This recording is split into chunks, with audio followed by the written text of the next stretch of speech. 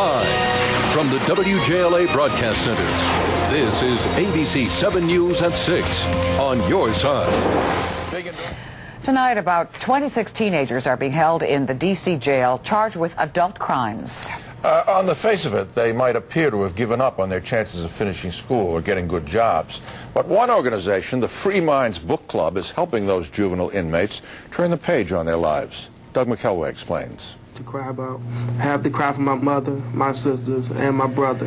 I have to cry for me. 21-year-old Lamars Wilson says he's figured out how to let go of his troubled past. I can write anything down. If I'm feeling a certain way, I can write it down right in there and get it off my chest and just like, that's just that, just leave it and forget about it. You know, I'd rather write than punch a wall. After a difficult childhood, going in and out of foster homes, he landed in the D.C. jail at only 15 years old on weapons and drug charges. There, he discovered Free Minds. The book club's organizers, Kelly Taylor and Tara Liebert, sent him more books while he was in federal prison, put him in touch with a pen pal, and encouraged his poetry writing. Oh, it's going to be a thing of beauty, a thing of beauty.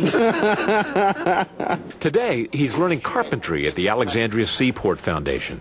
Liebert says Wilson is just one shining example of what studies have shown. Literacy and education can lower the risk of returning to crime after release. Before they enter Free Minds, their way of expressing themselves is through violence, and we want them to pick up a pen instead of a gun. Wilbert Avila is another example. He joined Free Minds after entering the D.C. jail 4 years ago when he was 16 years old. I started reading those things and I started thinking about my future. I would never think about my future. I would always think day to day. Now, he's a sophomore in college. He works in building maintenance and volunteers for the Campaign for Youth Justice. Both men say they credit the Free Minds Book Club with changing their lives. Since it began in 2002, Free Minds has helped more than 230 young men in the D.C. prison system.